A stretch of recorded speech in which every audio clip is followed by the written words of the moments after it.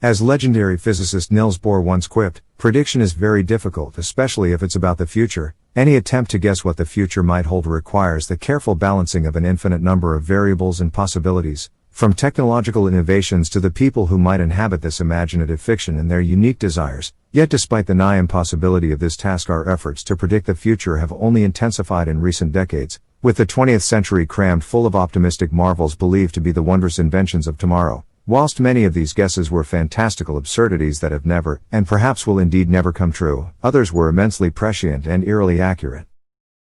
Here are 17 incredible historical advertisements that tried, with varying degrees of success, to courageously predict the future.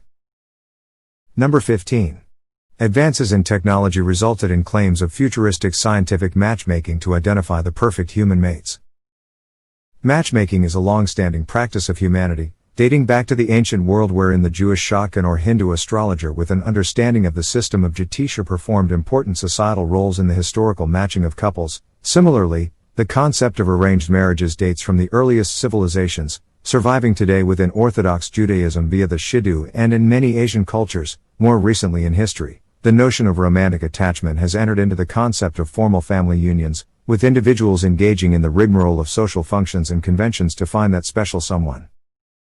Throughout all of these systems of mating, the underlying core principle has always been that there is an ideal result, the perfect mate. With the advent of modern science, this historic desire was unsurprisingly attached to new and exciting technologies. Beginning in the 1920s, publications began to predict a wonderful future in which a desirable and uniquely personalized mate could be found through science, claiming that whilst at present marriage is a lottery, it could be improved to give one a reasonable assurance of married happiness. Among the many tests suggested as offering future generations the opportunity for a perfect marriage partner was the use of an electrical sphygmograph to measure pulse and breathing as a determinant of physical attraction, the use of same whilst observing an individual enduring suffering to calculate sympathy, the inhalation of potent body odors via a hose as a test of affectionate endurance, and the random firing of a gun to test nervousness in each other's company. Number 14. During the 19th century, it was believed that someday mankind would possess the technological power to replicate one of the most famous biblical miracles, and to walk on water. The notion of humans someday possessing the power, aided by technology, to walk across bodies of water is nothing new. Inspired by the biblical story of Jesus walking on the Sea of Galilee, Leonardo da Vinci invented a pontoon shoe using similar mechanics to cross-country skiing in the 15th century. Whilst in the late 19th century an overly imaginative designer envisioned a future embracing these and other methods of amphibious travel. Among the incredibly ingenious, if immensely bizarre modes of achieving this egress, the unknown inventor asserted that in the future people would use such pontoon shoes, aided by inflatable balloons, to casually walk on water, in addition to the riding of a bicycle akin to a penny farthing but employing a water wheel. Even more fantastical, the designer clearly also believed that the same techniques could be applied to non-humans, with horses and carriages similarly illustrated as traveling atop the still waters by these means. Biologically speaking, this feat is impossible for humans, for to replicate the water running of a basilisk lizard it has been estimated that a human would have to run at a speed of approximately 67 miles per hour, almost 3 times the average speed of Usain Bolt's 100-meter world record and expending 15 times the energy limitations of our species. Consequently, since 1858, beginning with Rowland's, more than 100 water-walking inventions have been patented in the United States alone, many of which were subtle deviations and iterations of the same core design stemming back to Da Vinci. Unfortunately for these inventors, as remarked, indeed ironically by one of the more recent inventors, none of them actually work. Number 13. In 1949 it was predicted by popular mechanics that in the future computers would only weigh 1.5 tons, a naively conservative assumption with the benefit of hindsight.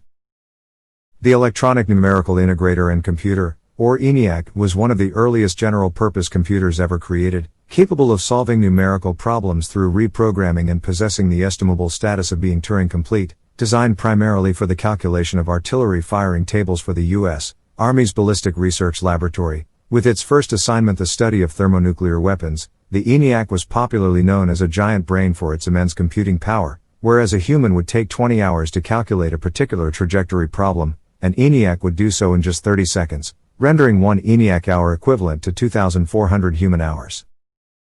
Less convenient, however, was that the ENIAC cost $500,000 and due in part to its required 30,000 vacuum tubes, weighed approximately 30 tons, predicting the future condition of modern computers. The scientific magazine Popular Mechanics famously claimed in 1949 that computers in the future may have only 1,000 vacuum tubes and perhaps weigh only 1.5 tons, with the power to do in a few hours what a human mathematician couldn't do with 1,000,000 pencils in 100 lifetimes. Number 12. During the 1960s and 1970s, sea cities were proposed as solutions to growing populations in existing major urban areas.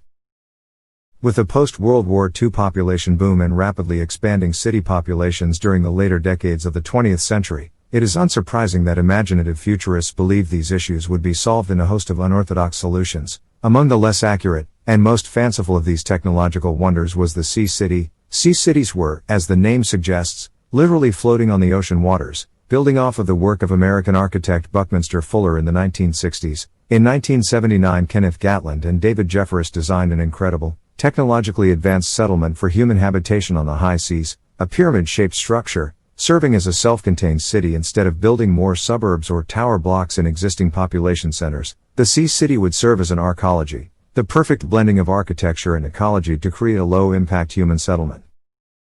Essentially one huge building, complete with shops, schools, playgrounds, and homes, all within walking distance of each other and hence no need for cars and thus no congestion. This idyllic city would recycle of all its waste to maintain ecological balance with its environment, coated in solar panels for the production of electricity, and supplied by ship and air. The sea city would serve as an ideal home for workers in the field of seabed mining, sure to be an important activity in the 21st century. Number 11. Engineers of the 20th century were anxiously anticipating the arrival of the jetpack and, sadly, we are all still waiting. The jetpack has been a focal point of human technological imagination for over a century, with countless fictitious depictions throughout popular culture and persistent public enthusiasm for the eventual delivery of the exciting mode of travel, beginning with Jules Verne in 1886 predicting the future development of flying machines that might allow mankind to walk upon the air. By the 1930s, humanity was eager for the invention that might elevate them to the skies at will, but also optimistic that it would come relatively soon. However, the sort of device demonstrated in the above advert, believed at the time to be a near-future creation, remains an elusive goal of modern technologists and inventors. Through efforts in the 1950s, including the Thiokol Chemical Corporation's nitrogen-fueled jump belt, the Hiller VZ-1 flying platform, employing 2 engines, propellers and a fan, to the Bell rocket belt in 1960, the closest these experiments were capable of achieving was 21 seconds of thrust. Despite this limited real-world capability, the latter device was famously piloted by James Bond in the 1965 movie Thunderball, renewing popular interest in the creation of the jetpack due to its greater-than-life propulsion. By 1994, the jetpack had technically been invented, but was only usable in outer space, the safer, or simplified aid for EVA rescue, for use when an astronaut comes untethered during a spacewalk. Several efforts have continued during the early 21st century, including failed attempts by the Mythbusters team in 2005, Swiss pilot Yves Rossi, who crashed into the Strait of Gibraltar after trying to fly over the Swiss Alps with a kerosene-burning wing jetpack, and the mere illusion of jet-propelled flight via the Jetlev, a water-propelled jetpack which can hover people at heights of 30 feet.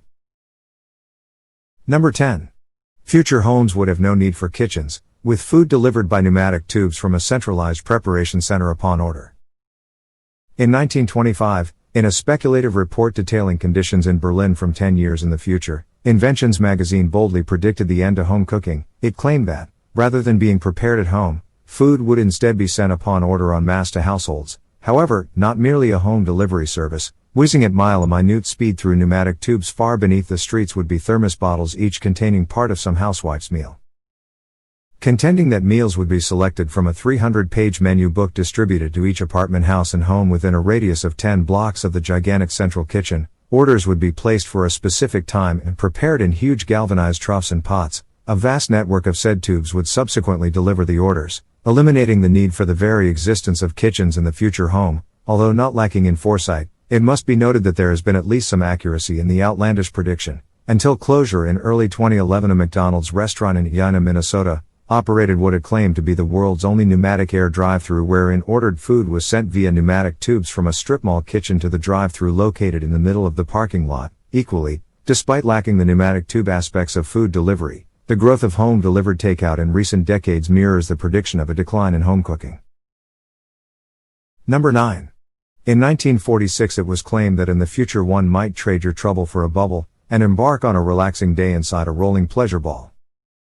Among the most incredulous of these imaginations, in the February 1946 issue of Amazing Stories magazine, illustrator James Settles laid out a unique vision of the future, a leisure vehicle resembling what can only be described as a pinball, harnessing the peaceful uses of atomic energy. These unfortunately named huge rolling cross-country pleasure balls would be used by humanity during their extensive leisure hours as part of the broad, if inaccurate, belief that the advent of the atomic age would see mankind give up work almost entirely. As the article claimed, humanity will have most of the day to pursue as he pleases, either for pleasure, or in pursuit of a hobby, or in art, or in just plain being lazy.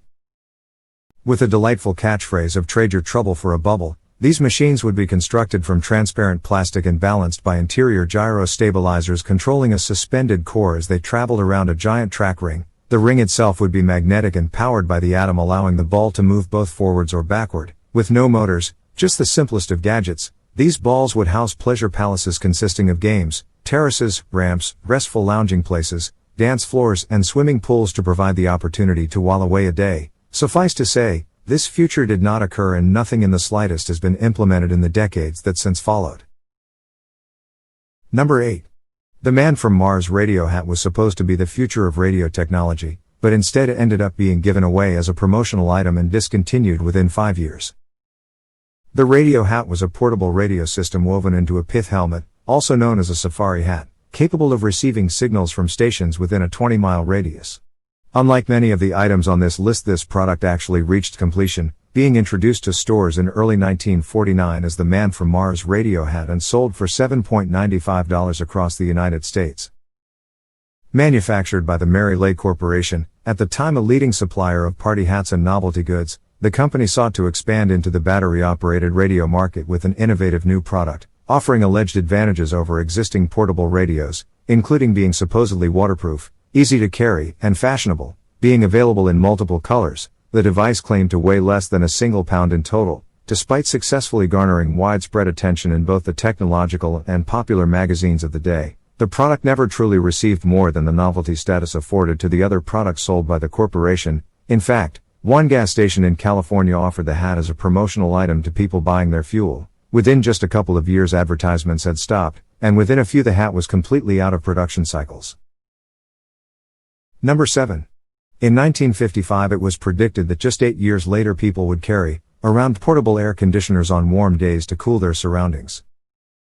Air conditioning itself is not a new invention, dating to prehistoric times in which ice and snow were used by our ancient ancestors for the purposes of cooling. This practice continued well into the 19th century, where ice harvesting and transportation remained an important industry for European elites who stored their frozen coolants for later use. Among the earliest modern techniques of air conditioning, Benjamin Franklin contributed to these initial experiments in 1758 by determining that evaporation could be used to lower the temperature of an object below the freezing point of water. Franklin, however, was scared by his findings, announcing that one may see the possibility of freezing a man to death on a warm summer's day. These endeavors culminated in the first large-scale electrical air conditioner, created by inventor Willis Carrier in 1902. With the introduction of such machines in a residential capacity vital to the Great Migration into the Sun Belt in the United States during the 1920s. By the 1950s, with the advent of refrigeration, air conditioning became a common feature of comfort in homes, workplaces, and the accelerating automobile industry. However, although portable air conditioners did eventually take off, they most certainly did not in the form assumed by this advert from 1955, asserting that just 8 years later, in 1963, people would carry around miniature air conditioners to cool the air around their person. The advertisement patently overstated the advantages of the technology over the far simpler and cheap fan. Equally, the advert overlooked the possibility of air conditioners being included in the surroundings themselves, such as on public transport, in shops, or at places of work or home, as they indeed have been in recent years. Number 6. The Segway was predicted more than 30 years prior to their creation, but was inaccurate when it came to design and the popularity of use.